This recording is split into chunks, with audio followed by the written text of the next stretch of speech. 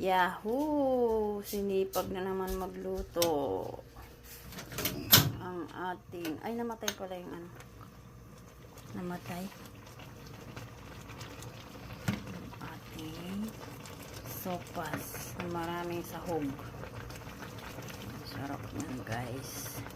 Mapaparami na naman tayo ng kanin. Pag sopas kasi, naanohan ko ng kanin yan talaga. Yan, sarap. Kumukulo, kumukulo. Ayan.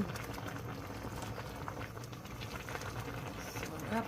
Bagay sa panahon dito sa Korea, malamig. Naalala ko sa Pinas, pag maulan, ganitong ulam namin. Yan o.